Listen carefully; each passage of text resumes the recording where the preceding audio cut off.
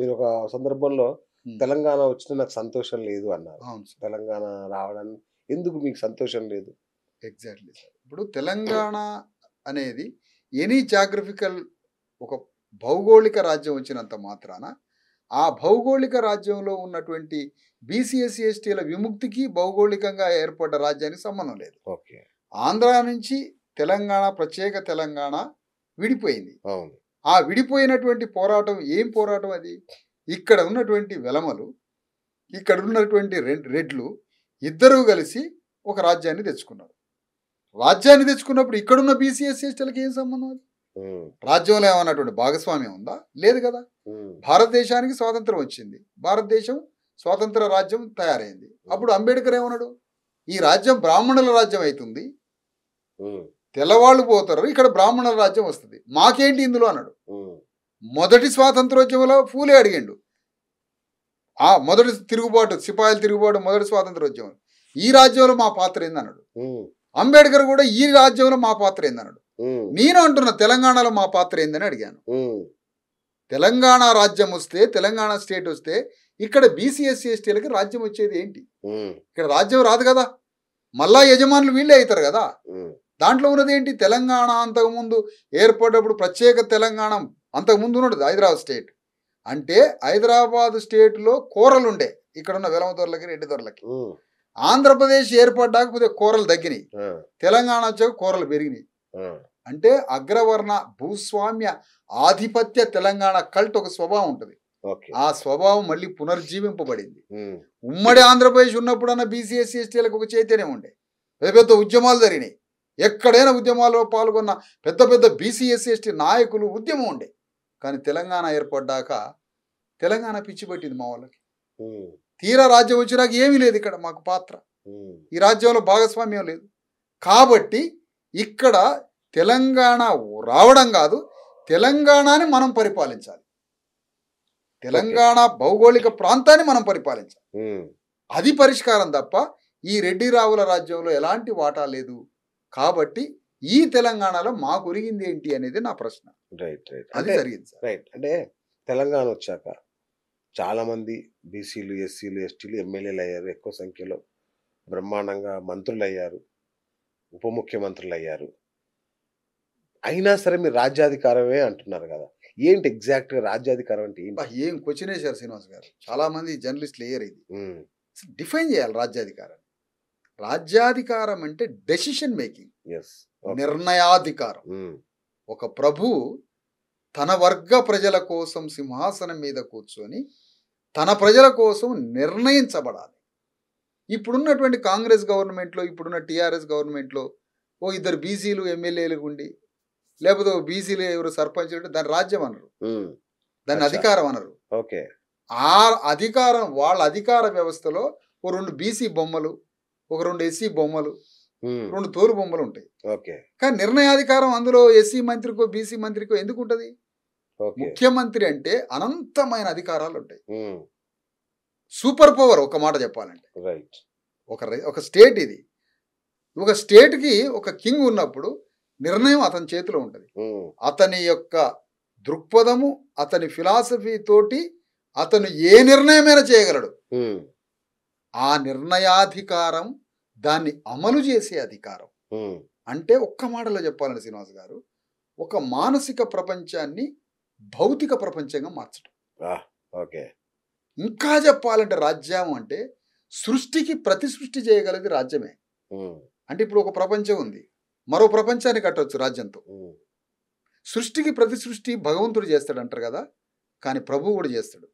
హ్మ్. ఒక రాజు కూడా సృష్టికి ప్రతి చేస్తాడు. సృష్టి చేయగలడు. చేస్తాడు. అవును. ఒక రాజ్యాన్ని సృష్టించగలడు. కాబట్టి ఇక్కడ నేను కోరేది ఏంటంటే, నేను చెప్పేది రాజ్యాధికారం అంటే నిర్ణయాధికారం, అమలు చేసే అధికారం, తనకున్న దృక్పథము, తనకున్న తాత్వికత, తన మానసిక ప్రపంచాన్ని ఒక భౌతిక ప్రపంచంగా మార్చగలిగే శక్తి, దాని మీద నిర్ణయించి దాన్ని అమలు చేసి ఒక నూతన ప్రపంచాన్ని కట్టగలిగే అధికారము, శక్తి రాజ్యాధికారం అంటే. హ్మ్. అది ముఖ్యమంత్రి రేవంత్ రెడ్డి రెడ్డి రాజ్యాన్ని నిర్మించుకుంటున్నాడు. హ్మ్. ఫోర్త్ సిటీ అంటే అర్థం ఏంటి? ఒక ప్రపంచాన్ని నిర్మించడం. ఫోర్త్ సిటీ అంటే ఒక ప్రపంచాన్ని నిర్మించడం. అవును. ఆ ఫోర్త్ సిటీలో మేమేం చేయాలో తెలుసా? ఎస్సీ ఎస్టీ బీసీలు ఈ కాంట్రాక్ట్ బేస్ తోటి 8,000 రూపాయలకు వాచ్మెన్ ఉద్యోగాలు ఉంటాయి. ఆ ఉద్యోగాల కోసం ఫోర్త్ సిటీకి పోవాలి మేము. ఉమ్, కానీ ఫోర్త్ సిటీ అనేది ఒక రెడ్లకి ఒక సామ్రాజ్యాన్ని నిర్మిస్తున్నాడు. ఉమ్, వెలములకి ఒక రాజ్యాన్ని ఇచ్చాడు కేసీఆర్. ఉమ్, అంటే వాళ్ళ రాజ్యాల్ని. ఓకే. కానీ అదే మేము అధికారంలోకి వస్తే తెలంగాణలో బీసీ ఎస్సీ ఎస్టీల అధికారానికి వస్తే ఏం చేస్తామో తెలుసా? అసలు ఈ సందర్భంగా మీ ద్వారా ఒక మాట అడుగుతున్నా. రేవంత్ రెడ్డి గారు, ఇప్పుడున్న స్పీకర్ గడ్డం ప్రసాద్ గారిని ఒక రిక్వెస్ట్ చేస్తున్నా. మాకు అసెంబ్లీ ఒక్కసారి ఈ అసెంబ్లీని 3 రోజులు మాకు చెప్పండి. జస్ట్ మేము అసెంబ్లీలో కూర్చొని మాక్ డ్రిల్ లాగా మాకేం కావాలనో అసెంబ్లీలో కూర్చొని అడుగుతాం. మేము ఎట్లా పరిపాలించాలనో అసెంబ్లీలో కూర్చొని అడుగుతాం. మా దాంట్లో నుంచి ఒక డమ్మీని ముఖ్యమంత్రిగా పెట్టుకుంటాం, మా దాంట్లో ఒక స్పీకర్గా పెట్టుకుంటాం. అసలు ఈ రాష్ట్రాన్ని ఎట్లా పరిపాలించాలి, బడ్జెట్ ఎంత ఉన్నది, ఆ బడ్జెట్ని ఎట్లా మా ప్రజలకి పంచాలి, ఏ విధంగా మేము రూల్ చేయాలి అనేది ఒక్క డెమో ఇస్తాం అసెంబ్లీలో. ఒక్క 3 days మాకు ఇస్తారా అసెంబ్లీని? లేదా ఒక్కరోజు మాకు కేటాయిస్తారా? ఆ ఒక్కరోజు అసెంబ్లీలో బడ్జెట్ని ఇవాళ పైసలు లేవని ముఖ్యమంత్రి చెప్తున్నాడు. నాకు వచ్చేది 24,000 కోట్ల రూపాయలే, నాకు వచ్చేది 18,000 కోట్ల రూపాయలే అని లెక్కలు చెప్తున్నాడు పాపం దీనంగా. రాజ్యానికి వచ్చేటప్పుడు ఏం చెప్పిండు? స్వర్గాన్ని తయారు చేస్తా తెలంగాణలో అన్నాడు. ఈ రోజు ఏమంటున్నారు రేవంత్ రెడ్డి? నాకు జీతాలు ఇవ్వడానికి పైసలు లేవు అంటాడు. ఈ మాట ముందు చెప్పినట్టయితే నీకు అధికారం ఇవ్వకపోయేటోలా. అందుకే అందాల పోటీ పెడుతున్నట్టున్నారు. అందాల పోటీ, ఆత్మ సౌందర్యం కాదేడా, భౌతిక సౌందర్యం.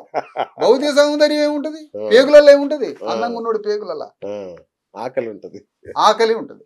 అందుకని నేనేమంటున్నానండి సార్, ఇక్కడ బేసికల్గా ముఖ్యమంత్రి రేవంత్ రెడ్డి చెప్పిన జీతాలు లేవన్న దాంట్లో 18,000 కోట్ల ఆదాయం వస్తుందని నాకు అంటాడు. ప్రతి నెలకి 18,000 కోట్లల్లో 6,000 కోట్ల రూపాయలు బీసీఎస్సీ ఎస్టీలు తాగే లిక్కర్తో వస్తున్నాయి పైసలు. 6,000 crores. ఎందుకు? 48,000 కోట్ల ఇన్కమ్ సంవత్సరానికి లిక్కర్ మీద. 48,000 కోట్లలో 40,000 కోట్లు మాయే, తాగేదంతా మా వాళ్ళే. అంటే మేము కోరేది ఏంటంటే ఒక్కసారి అసెంబ్లీని ఒక 24 hours ఒక్కసారి స్పీకర్గా జస్టిస్ ఈశ్వరయ్య గారినో పెద్ద మనిషిలాగా కూర్చోబెడతాం, చిరంజీవులు గారిని తీసుకుపోతాం, మా జాదులు తీసుకుపోతాం, నేను పోతా అసెంబ్లీలోకి. అందరం 30, 40, 70 కుల సంఘాల నుంచి 70 కులాలం పోతాం లోపలికి. ఆడ దాదాపు 119 ఉంటాయి. అందరం కూర్చుంటాం. ఈ బడ్జెట్ని ఎట్లా పెంచాలో చెప్తాం. ఒకటే ప్రపోజల్ సార్. ఇవాళ చికెన్ కంపెనీలు ఉన్నాయి సార్. సుగుణ కంపెనీ ఉంది, వెన్కాబ్ ఉంది, స్నేహ ఉంది. 3 చికెన్ కంపెనీలు ఎవరి సార్? రెడ్లై, కమ్మై. ఈ ముగ్గురు కలిసి 6,000 కోట్ల రూపాయల చికెన్ బిజినెస్ చేస్తాను. 6,000 crores. 6,000 కోట్ల రూపాయల చికెన్. ఈ చికెన్ తినేది ఎవరు? మేమే. మాకు వర్షం వస్తే చికెన్ కావాలి, చలి పెడితే చికెన్ కావాలి, మనిషి అయితే చికెన్ కావాలి, మన ఆదికైనా చికెన్ కావాలి. ఇట్లా చికెన్ తింటాం కదా. మేము రేపు ఏం చేయబోతాం అంటే అసెంబ్లీలో 90% మంది బీసీ ఎస్సీ ఎస్టీలంతా కలిసి మేమే వ్యాపారం పెట్టుకుంటాం. ఎవడి వస్తువు మేము కొనం. అగ్రవర్ణాల వస్తువు. అగ్రవర్ణ షాపు పోయి ₹1 పెట్టి వస్తువు కొనం. ఆ దువ్వుకొనే దువ్యాన కావచ్చు, హెలికాప్టర్ రెక్క కావచ్చు, మా వస్తువులు మేమే కొనుక్కుంటాం. అలాంటి షాపులు మేము పెట్టుకుంటే ఎకానమీ ఎక్కడ ఉంటుంది? అగ్రవర్ణ వ్యాపారాలల్లో వాళ్ళ ప్యాంట్ ఇప్పుకొని ఉరి పెట్టుకోవాలి ఫ్యాన్కి, వాళ్ళ షాపులలో వాళ్ళే. అలాంటి కోఆపరేటివ్ వ్యాపారం చేసుకుంటాం. ఓకే, ఇలాంటి మెథడాలజీ మా దగ్గర ఉన్నది. ఇన్కమ్ 18,000 కోట్లు నెలకు వస్తుంది అంటాను కదా. 1,00,000 కోట్ల రూపాయలు నెలకు వచ్చే ఇన్కమ్ చూపిస్తాం మేము. ఓకే, మమ్మల్ని అడగవనండి. ఒక్కసారి ఈ అసెంబ్లీని ఒప్పచెప్పవనండి. ఎట్లా బడ్జెట్ తీసుకురావాలి? 18,000 కోట్లు అంటాను ఒక నెలకి. 50,000 కోట్ల రూపాయల ఇన్కమ్ ఎట్లా జనరేట్ చేయాలనో బీసీ ఎస్సీ ఎస్టీలు తమ సృజనాత్మకత, తమ వైవిధ్యంతో, తమ తెలివితేటలతో, తమ మానవీయ కోణంతో తెలంగాణలో ఒక విప్లవాన్ని సృష్టించి ఎట్లా డబ్బులు తీసుకురావాలి, ఎట్లా పైసలు తీసుకురావాలి, తెలంగాణని స్వర్గధామంగా ఎట్లా మార్చాలో మా దగ్గర ప్రపోజల్స్ ఉన్నాయి. ఒక్క 3 రోజుల అసెంబ్లీని ఒప్పచెప్పండి. మాకు అసెంబ్లీ ఒప్పచెప్పండి. నేను మాకే అంటున్నా. ఎట్లా పైసలు తీసుకురావాలో మీకు బ్లూ ప్రింట్ ఇచ్చి చూపిస్తాం. ఇవాళ రాజ్యానికి వచ్చి పైసలు లేవు అంటావు. 420 హామీలు ఇచ్చినావు కదా. నిరుద్యోగ భృతి ఎట్టిపోయింది? తిండి లేకుండా బతుకుతుండే నిరుద్యోగి. ఆ పైసలు ఎక్కడికి పోయింది? మేము నిరుద్యోగితోటి బిజినెస్ పెట్టిస్తాం. బిజినెస్ కస్టమర్లు ఎక్కడున్నారు అంటారు. అగ్రవర్ణాల షాపులకు పంపాం. ఇలా గిరిజన కోఆపరేటివ్ తేనె గీనె అవన్నీ వస్తాయి, కుంకుడుగాయలు తేనె. వాళ్ళని ప్రోత్సహించమని చెప్తున్నారు కదా. రేపు బీసీ ఎస్సీ ఎస్టీలతో బిజినెస్ పెట్టించి బీసీ ఎస్సీ ఎస్టీలు అందరితో ఒకే కాంప్లెక్స్ కట్టిస్తాం. అక్కడే ఎవ్వరు వస్తువు కొనాలన్నా అక్కడికే పోవాలి. ఎవ్వరు వస్తువు కొనాలన్నా అక్కడికే పోవాలి. అలాంటి ఇక్కడ ఐకే అని ఒకటి ఉన్నది సార్. మొత్తం అది వరల్డ్ వైడ్ ప్రతి వస్తువు అమ్మేది. అది రాగానే వడ్లోళ్ళ బతుకు ఆగమైపోయింది. ఇదే తెలంగాణలో మొత్తం గవర్నమెంట్ స్కూల్స్కి, హాస్పిటల్స్కి, అన్ని ఆఫీసులకి, తెలంగాణలో ఉన్న సమస్త ప్రభుత్వ కార్యాలయాలకి ఫర్నిచర్ ఇచ్చే బాధ్యత వడ్లోళ్ళకు ఒప్పచెప్పనండి. అయిపోయా ఒక టాటా బిర్లాలో అవుతారట. మరి ఎందుకు చేయట్లే ఆ పని? ఆర్నమెంట్స్ మొత్తం అమ్మేది టోటల్ సౌత్ ఇండియన్ అప్పర్ కాస్ట్లు ఆర్నమెంట్ ఆభరణాలు అమ్ముతారు. కౌన్సిలర్లకు ఏమనండి? లెదర్ అనేది గోల్డ్ తర్వాత బంగారం, వజ్రం తర్వాత లెదర్. ఆ లెదర్ మీద హక్కు మాది వాళ్ళకి ఏమనండి? లిక్కర్ మీద మొత్తం తయారు చేసే హక్కు గౌండ్లోళ్ళకి ఏమనండి? అట్లా ఏ కులానికి ఆ కులం యొక్క వ్యాపారాలను పెట్టిస్తాం. వెజల్స్ ఫ్యాక్టరీ ఉన్నది, పాత్రలు, వెజల్స్ కుమ్మరోళ్ళకి రావాలా, కుమ్మరోళ్ళు వెజల్స్ అమ్మాలా. పెద్ద పెద్ద స్టార్ హోటల్స్లో, హైదరాబాద్లో స్టార్ హోటల్స్లో ఏం జరుగుతున్నది? బార్బరీ షాపు రేట్లు పెట్టుకుంటారు. మంగళి పని, నాయి బ్రాహ్మణ మంగళి పని, బార్బర్ల షాపుని రేట్లు నడిపిస్తారా? ఏంటి సార్ ఇది? బ్యూటీ పార్లర్లు అప్పర్ కాస్ట్ నడిపిస్తారా? ఇది మేము చేయబోయే ఎకనామికల్ రిఫార్మేషన్ సార్. అంటే ఇది హార్లెంలో, అమెరికాలో నల్ల వాళ్ళంతా కలిసి ల్యాండ్ బిజినెస్ అన్నీ కలిసి వాళ్ళకు వాళ్ళే స్వయం సమృద్ధిగా తయారు చేసుకున్నారు. తెలంగాణలో మా ఎకానమీని ఎట్లా సృష్టించుకోవాలో మేము అట్లా సృష్టించుకుంటాం. అది మేము తీసుకొచ్చే విప్లవం. ఇది మా పోరాటం సార్. Right sir.